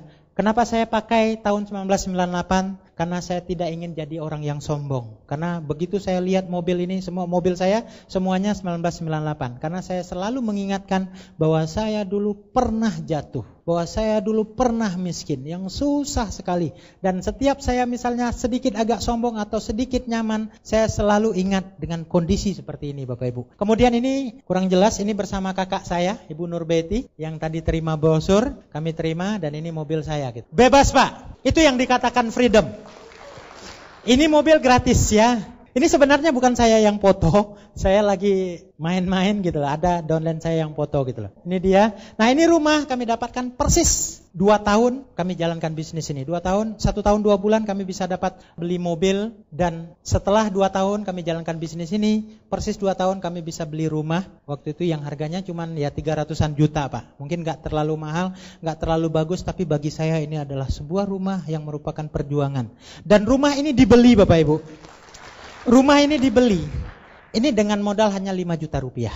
Percaya nggak? Jadi dulu waktu kami bergabung, mau memutuskan bergabung di bisnis ini, saya punya uang DP untuk beli rumah RSSSS. Yang DP-nya cuma 5 juta rupiah. Rumah sangat sederhana sekali sih, sial. Selonjoran saja susah. Saya bawa istri saya mau pergi beli rumah itu, dia bilang dia nangis karena jauh. Kan kita begitu Pak. Kalau mau cari rumah yang murah tentunya harus jauh kan gitu. Kecil. Ya lumayan daripada numpang terus, daripada ngontrak terus saya pikir. Tapi dia nangis, dia bilang, "Ya ini mau dibuang di mana?" Karena dulu dia sebenarnya pernah 9 bulan, pernah 1 tahun di Kanada. Jadi dia melihat sesuatu hal yang indah. Waktu pacaran dia selalu mengatakan begini, "Ya nanti kita kalau bangun rumah, kita maunya bikin kayak villa di sebuah bukit, kalau bisa ada lautnya ya." Saya bilang, "Ya oke." Malum Pak, lagi pacaran, PDKT gitu loh. Kita iyakan saja, padahal dalam hati dari mana datangnya gitu loh. Enggak mungkin, mustahil, tapi yang penting kan seperti itu gitu loh. Ini rumah,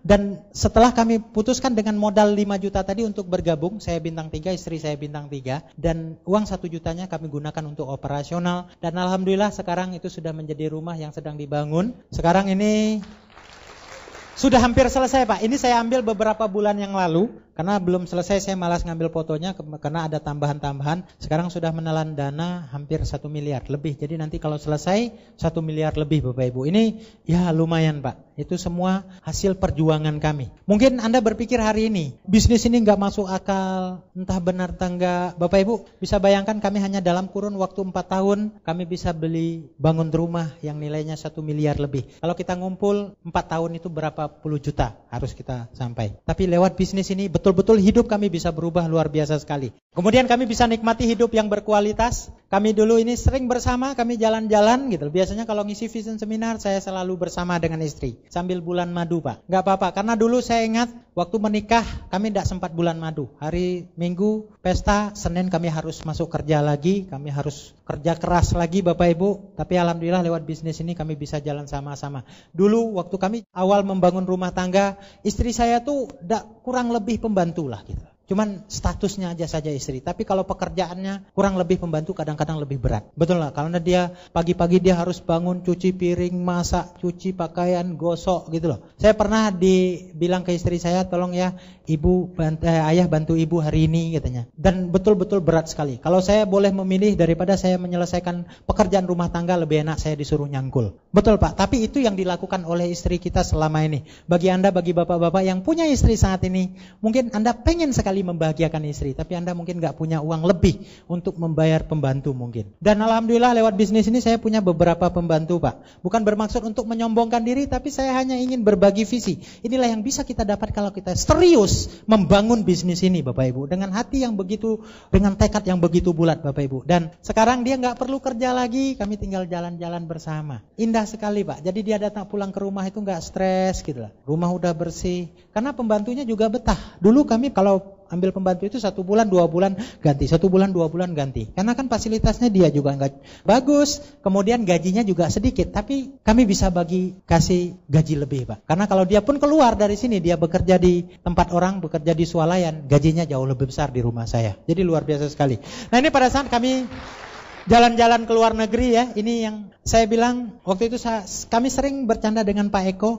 Saya kenal dengan Pak Eko di sana, luar biasa sekali. Saya di Bengkalis, Pak Eko di Makassar, kami ketemunya di Eropa. Indah sekali. Jadi sebuah persahabatan yang ditemukan Tuhan yang luar biasa atas sebuah perjuangan. Kami bisa bersama-sama, ini Menara Eiffel ya, ini bersama-sama. Ini waktu istri saya, waktu ke Afrika, beliau yang pergi, gantian. Ini waktu kami di Paris Bapak Ibu. Nah ini anak saya punya anak 3, laki-laki semua Pak. Jadi dulu kalau kami sempat prihatin juga gitu loh. Prihatin juga nanti kalau kita tua siapa yang melihara gitu loh. Anak kita gak ada perempuan. Dulu masih termasuk dalam pikiran kita. Tapi sekarang kami gak perlu khawatir lagi. Karena kami tahu hari tua kami insya Allah Kita tetap di bisnis ini, kita tetap jalankan bisnis ini. Kita punya uang banyak di hari tua. Kita bisa menjalani kehidupan yang luar biasa, betul nggak? Bapak Ibu bisa membayangkan kalau hari tua Anda tinggal pergi ke Mekah mungkin, pergi umroh setiap bulan atau setiap tahun gitu loh. Indah sekali, Anda bisa jalan-jalan ke Bali, ke Eropa, pimpin kayak orang barat Pak. Saya kalau di Bali kadang-kadang ngiri, kita masih muda kerja terus, udah tua juga nggak bisa jalan. Tapi orang barat muda-muda jalan, udah tua, udah nenek, bongkok-bongkok, dia masih jalan-jalan sama. Bisa menikmati hidup di hari tua. Jadi nggak perlu khawatir lagi, walaupun anak kami laki-laki semua, saya yakin kita bisa bayar babysitter nanti kan? Betul nggak? Kita bisa bayar pengasuh untuk di hari tua kita. Tentunya anak kita juga pasti saya yakin punya menantu yang bagus nanti. Dan ini anak saya 3 orang Bapak Ibu. Inilah yang merupakan motivasi terbesar saya. Anak saya yang pertama Bapak Ibu, ini yang dulu sempat saya kasih susu cap nona di usia 1 tahun kurang. 1 tahun kurang saya kasih beliau, dan beliau sebenarnya saya sempat nggak begitu lagi gitu loh. Karena kayaknya saya nggak ketemu jalan. Saya kerja banting tulang untuk dia gitu loh. Untuk dia, dan saya dulu tidak punya impian untuk punya mobil. Saya nggak punya impian untuk punya mobil, tapi pada suatu hari pada saat saya ngantar beliau ke sekolah, beliau bilang begini, dia lihat mobil, ya coba ya kita punya mobil. Kan iya ndak hitam seperti ini gitu loh. Dia bilang kepanasan. Dia pikir Pak, dia hitam ini karena kepanasan. Karena orang tuanya belum pengalaman. Anak pertama Pak, biasa. Coba-coba gitu loh. Tapi yang kedua udah bagus, yang ketiga apalagi. Tiansi banget gitu loh. Ini benar-benar produk Tiansi mulai dari hamil gitu loh. Dan waktu saya mau minta anak ketiga, istri saya bilang begini. Jadi juga merupakan impian buat saya. Ya kalau kita masih pakai Vespa, nanti kalau kita jalan harus ada 1 orang yang tinggal. Kasian. Jadi gini aja, boleh kita tambah anak, syaratnya beli mobil. Begitu dapat mobil, alhamdulillah saya bisa tambah beliau Bapak Ibu. Ini yang paling dekat sekali dengan saya.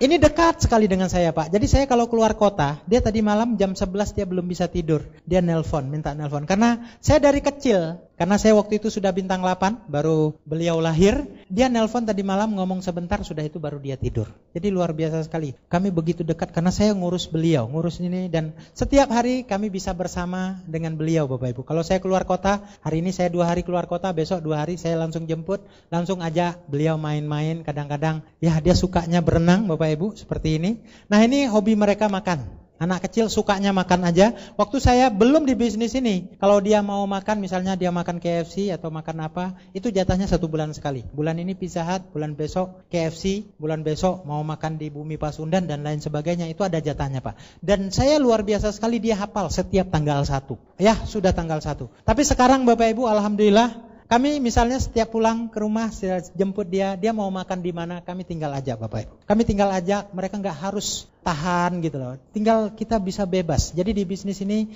bukan hanya kita bebas dalam segi uang, tapi kita bebas dalam segi waktu. Saya setiap hari ngantar, jemput gitu loh. Tidur pun bisa bebas sekali Bapak Ibu. Tidur tuh enak sekali. Bapak Ibu mau tahu enggak, tidur yang paling enak tuh kapan? Tidur setelah bangun tidur Pak. Betul, tidur setelah bangun tidur. Saya dulu sering bertengkar dengan istri. Karena begini, jadi kalau misalnya istri agak keras banguninnya, karena saya paling susah bangun tidur Pak, saya marah gitu loh. Tapi kalau dia misalnya terlalu pelan gitu loh, saya telat bangunnya, saya marah juga dengan istri Pak. Jadi luar biasa, itu jadi sumber pertengkaran kami dulu. Tapi alhamdulillah lewat bisnis ini, yang bangunin saya itu anak saya. Habis sholat subuh kami tidur lagi, indah sekali. Udah itu nanti ngantar dia sekolah, dia bangunin, ya antar ke sekolah, sudah itu pulang tidur lagi Pak. Enak sekali Pak. Bapak cobalah sekali-kali tidur setelah bangun tidur, nikmat sekali Bapak Ibu. Tidur di pagi hari, luar biasa sekali. Tentunya ada harga yang harus Anda bayar Bapak Ibu. Kemudian kami bisa bersama, kami bisa bermain. 3 anak kami Bapak Ibu, kami begitu dekat sekali. Kalau dulu setiap saya pulang, ibunya bilang, ayah capek, jangan ribut. Dia tahu, tapi sekarang dia tahu kalau saya baring, kami bisa main-main. Kalau malam pun kami bisa bermain, karena besok pagi tidak ada tugas. Luar biasa Pak, kebebasan yang tidak mungkin Anda bisa dapatkan di luaran sana Bapak Ibu. Pada saat Anda berkecukupan, Anda mulai peduli sesama. Bapak Ibu, dulu saya nggak peduli, jangankan boro-boro anak orang lain. Anak sendiri aja kita harus tahan. Tapi Bapak Ibu, kami di bisnis ini bukan bermaksud ria. Sekarang kami bisa mengangkat 5 orang anak asuh. Jadi kami pergi ke sekolah. Ternyata Bapak Ibu, di sekolah-sekolah itu, ini kan lantainya papan, saya melihat ada banyak sekali anak-anak yang sepatunya udah bolong kayak buaya begitu Pak. Jadi harapan saya menampilkan ini, tentunya kita semua yang ada di ruangan ini, kalau kita sudah berkecukupan, kita bisa peduli sesama. Kalau kita bisa angkat anak asuh, mereka biaya sekolahnya kita bayarin terus tiap bulannya. Sekarang kami juga sistemnya tabungan. Kalau dia tamat SD nanti mereka bisa lanjut sekolah. Jadi luar biasa sekali. Ada 3 kebahagiaan. Kebahagiaan yang pertama, kebahagiaan intelektual. Bahagia pada saat Anda mendapatkan sesuatu. Anda dapat uang, Anda dapat mobil. Yang kedua, kebahagiaan emosi. Emotional happiness. Pada saat Anda dipuji orang. Tapi kebahagiaan yang sesungguhnya adalah spiritual happiness. Pada saat Anda bisa membantu orang lain. Anda bisa membantu orang lain untuk berubah. Saya di grup saya lebih dari 20 orang yang bisa beli mobil yang tadinya kebanyakan jalan kaki, Pak. Alhamdulillah. Dan kami bisa membantu anak-anak seperti ini. Sekarang kita bisa lihat di jalanan banyak sekali, Pak. Banyak sekali orang meminta-minta. Mungkin selama ini kita selalu menyalahkan pemerintah, itulah inilah. Bapak Ibu, kita nggak bisa rubah dunia ini. Tapi kita bisa rubah diri kita sendiri. Mulai dari kita sendiri. Kalau kita yang ada di ruangan ini semua, kita berjuang, kita bersama-sama, kita bisa bantu mereka, kita bisa bantu yatim piatu, kita bisa bangun masjid dan lain sebagainya, tidak harus minta lagi di jalan. Betul? Itu tanggung jawab kita semua. Kita nggak bisa menghujat pemerintah, menghujat siapa-siapa, itu adalah tugas kita semua. Itu tugas kita semua, cuman masalahnya apakah Bapak Ibu mau atau tidak. Kemudian ini mertua saya, nah ini orang tua saya Bapak Ibu. Orang tua saya ini adalah orang yang paling tidak setuju pada saat kami jalankan bisnis ini. Setiap hari, kalau kami misalnya pulang kampung, setiap kami pulang kampung dia selalu bilang, "Nak, Bapak ini bukan tidak suka dengan kamu ya. Tapi masalahnya kamu kan punya anak. Kalau kamu aja gak masalah, kamu ini jalankan bisnis seperti apa gitu loh. Jalankan bisnis seperti ini, kayaknya masa depan anakmu yang Bapak pikirkan." Setiap saya pulang kampung itu yang dia lontarkan. Karena mereka begitu peduli dengan kami Bapak Ibu. Dan pada saat kami terima mercy, kami bilang, kami telepon, "Pak, kami terima mercy." Dia bilang, "Nak, tolong jangan diceritain dengan orang lain dulu, malu." Karena dia juga gak percaya, Pak. Pada saat saya udah dapat mercy, dia juga gak percaya. Kenapa? Karena orang-orang di sekitar, orang-orang di kampung semuanya bilang bahwa kenapa anakmu sekolah tinggi udah jadi dosen, udah jadi pengusaha, jalankan bisnis ini gitu loh. Dia bilang ini mustahil. Karena bayangkan ada ribuan orang yang ngomong, itu mustahil, itu mustahil. Sementara saya bilang enggak, ini benar. Kan mereka tentu termasuk ke dalam pikiran mereka. Mereka begitu khawatir sekali. Dan akhirnya pada saat kami terima mercy di Jakarta, kami bisa mengajak beliau. Di Jakarta pun mereka masih bingung di hotel. Tapi pada saat mereka sudah masuk ke Gelora Bung Karno, dia melihat kedua orang anaknya ditepuki oleh 100.000 orang. Beliau begitu bahagia sekali dan pulang ke hotel dia bilang, "Nak, baru sekarang Bapak lega. Bapak bangga dengan kamu berdua." Luar biasa sekali Bapak Ibu. Saya mau tanya kepada Bapak Ibu, siapa di antara Bapak Ibu yang punya orang tua, yang masih punya orang tua? Siapa yang kepengen sekali berbakti pada orang tua, tangannya tetap di atas. Yang pengen berbakti pada orang tua. Siapa yang sudah merasa berbakti kepada orang tua? Kenapa turun, Pak? Pada umumnya turun, masih ada beberapa yang sudah bisa. Jawabannya, yang pertama mungkin Anda berpikir, 5 tahun yang lalu orang tua saya masih hidup. Mungkin Anda berpikir 5 tahun yang akan datang mereka masih hidup. Sehingga banyak orang menangis di pusara orang tuanya. Dia menangis. Di survei ternyata mereka tidak siap orang tuanya meninggal pada saat itu karena mereka belum bisa berbakti kepada orang tuanya. Memang Bapak Ibu, kita tidak mungkin bisa balas jasa orang tua kita. Walaupun kita harus potong kedua kaki kita nggak mungkin bisa balas. Tapi kita setidaknya bisa bahagiakan mereka. Kemudian yang kedua, mungkin Anda merasa belum cukup uang. Betul nggak? Anda merasa belum cukup uang untuk membahagiakan mereka. Bapak Ibu, saya lewat bisnis ini alhamdulillah saya bisa menghajikan. Sebenarnya saya bisa menghajikan ke 4 orang tua kami. Dan kami juga bisa membeli mobil buat beliau. Tapi satu hal Bapak Ibu, kemarin tanggal 17 April, ini orang tua saya, ini yang begitu besar jasanya dalam hidup saya, yang membuat saya tidak pernah berhenti apapun yang terjadi. Apapun halangan, apapun kendala di bisnis ini saya tetap lakukan Bapak Ibu. Karena orang tua saya. Beliau sudah tahu saya dapat mercy, saya sudah daftarkan beliau 1 tahun yang lalu naik haji. 4 orang tua dan mertua. Tapi apa yang terjadi Bapak Ibu, beliau saat ini sakit dan diperiksa dokter, beliau tidak bisa naik haji. 17 April kemarin itu tanggal yang merupakan catatan buat saya. Beliau dinyatakan tidak bisa berangkat. Mungkin Anda hari ini merasa orang tua Anda masih sehat. Tapi Bapak Ibu, kita tidak bisa jamin sampai kapan orang tua kita bisa hidup Bapak Ibu. Sampai kapan orang tua Anda bisa sehat. Mungkin banyak di antara kita, orang tua sehat, dia mau makan ayam, Dia mau makan daging kita nggak kasih. Tapi pada saat dia sakit kita baru kasih. Ini yang terjadi dengan saya Bapak Ibu. Pada saat beliau sudah tidak bisa berangkat naik haji, saya udah bayarkan mereka Bapak Ibu. Itu suatu penyesalan yang luar biasa. Tapi saya berjanji Bapak Ibu, apapun yang terjadi, saya tetap akan bawa beliau berangkat. Beliau sekarang udah mulai membaik Bapak Ibu. Mungkin saya akan bawa beliau untuk NH Plus nanti. Karena saya bertekad dalam hati yang paling dalam. Dan saya berdoa kepada Tuhan. Berdoa kepada Allah, ya Allah berikan saya kesempatan untuk menghajikan orang tua saya. Itu yang saya inginkan Bapak Ibu. Itu yang saya inginkan. Dan saya yakin sekali Anda yang ada di ruangan ini punya keinginan yang sama, punya hasrat yang sama Bapak Ibu. Apapun yang terjadi, tetap harus hajikan beliau. Itu yang membuat saya tidak pernah berhenti di bisnis ini Bapak Ibu. Itu yang membuat saya tetap bertahan. Apapun kendala, apapun halangan, saya tetap berjuang. Saya akan buktikan bahwa saya ingin membahagiakan orang tua saya. Kemudian ini ibu saya terpaksa karena bapak saya nggak bisa berangkat, beliau juga cancel. Saya teringat sekali jasa beliau yang begitu mulia. Bapak Ibu, pada saat dulu saya nggak mampu, orang tua saya nggak mampu membiayai saya sekolah. Saya putuskan waktu itu saya nggak kuliah. Tapi ibu saya menangis Pak. Ibu saya menangis, dia bilang ke orang, tolong dong nasihati Rusli tetap supaya dia bisa berangkat. Dan pada saat saya berangkat, saya punya uang. Ternyata dia punya uang yang dia tabung 100 rupiah di dapur. Setiap habis belanja dia tabung. Waktu itu dia punya beberapa puluh ribu Bapak Ibu. Dan itu uang Bapak Ibu, itulah yang memotivasi saya. Itu yang membangkitkan semangat saya. Saya harus bekerja, saya harus belajar sampai saya bisa sukses. Dan setelah saya sukses, saya harus hajikan mereka, saya harus membahagiakan mereka. Memang saat ini beliau sudah punya mobil, kami sudah bisa beli mobil. Mungkin mustahil Bapak Ibu kalau mereka bisa beli mobil dengan uang mereka sendiri. Bapak Ibu, mungkin Anda di ruangan ini punya keinginan, punya kemauan untuk berubah, punya kemauan untuk sukses. Tapi mungkin Anda di ruangan ini sempat berpikir, mungkin hanya orang-orang tertentu yang bisa jalankan bisnis ini. Hanya orang-orang pintar ngomong, orang-orang yang punya pengaruh, orang-orang yang pintar bicara yang bisa jalankan bisnis ini. Bapak Ibu, akhir dari sesi ini saya ingin membawakan sebuah kisah nyata yang begitu menginspirasi saya pada saat saya awal bergabung di bisnis ini. Di Meksiko ada sebuah patung yang bernama In Spite Of. In spite of ini artinya walaupun. Nama patung ini diberi nama untuk menghargai pemahatnya. Pada saat itu pemahatnya sedang memahat patung. Dia pahat patungnya. Suatu hari terjadi kecelakaan dan tangan kanannya tidak bisa berfungsi Bapak Ibu. Tangan kanannya tidak bisa berfungsi. Tapi dia punya hasrat yang begitu besar untuk menyelesaikan patung tersebut. Dia mulai berlatih dengan menggunakan tangan kiri.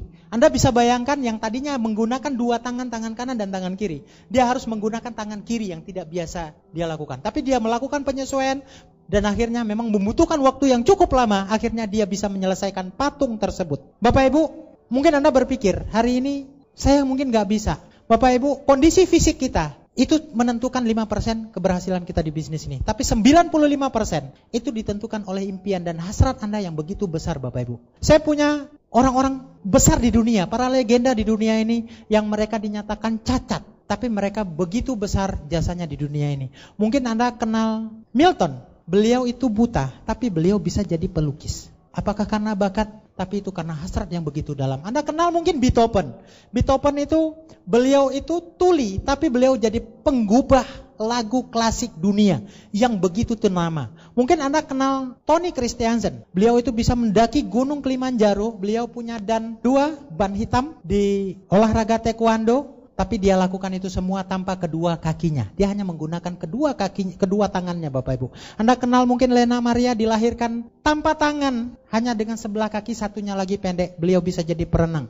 Anda kenal Helen Keller. Helen Keller itu beliau itu buta dan tuli Bapak Ibu. Tapi beliau bisa jadi pembicara, bisa jadi motivator, bisa jadi ahli pidato Bapak Ibu. Dan beliau berhasil menulis sebuah buku, The History of My Life. Bisa menginspirasi begitu banyak orang. Mungkin Anda kenal Renaer. Renaer itu, beliau itu tangannya rematik, sulit untuk melukis, tapi beliau bisa jadi pelukis yang hebat. Yang terbesar mungkin Anda bisa kenal Glenn Cunningham. Beliau itu lumpuh, pernah terjadi kebakaran di dalam seluruh tubuhnya. Menurut dokter, mustahil dia bisa jadi pelari Bapak Ibu. Tapi apa yang terjadi? Beliau bisa menjadi pelari 1 mil tercepat di dunia. Bapak Ibu, mungkin Anda di ruangan ini berpikir Anda tidak bisa, atau mungkin Anda merasa Anda pendek, Anda mungkin buta, Anda lebih hitam, atau Anda nggak pintar ngomong, Anda mungkin cacat. Bapak Ibu sekali lagi, itu hanya menentukan 5% keberhasilan Anda. 95% itu ditentukan oleh hasrat yang begitu dalam. Dan kalau Anda yakin dan percaya bahwa Anda semua bisa sukses, bisa jadi pemenang, Anda pasti bisa jadi pemenang. Dan kami percaya, pengundang Anda, para pemimpin Anda hari ini, percaya bahwa semua Anda di ruangan ini, apapun Anda saat ini, kalau Anda yakin dan percaya Anda bisa jadi penang, Anda pasti jadi pemenang. Sukses untuk Anda. Assalamualaikum warahmatullahi wabarakatuh.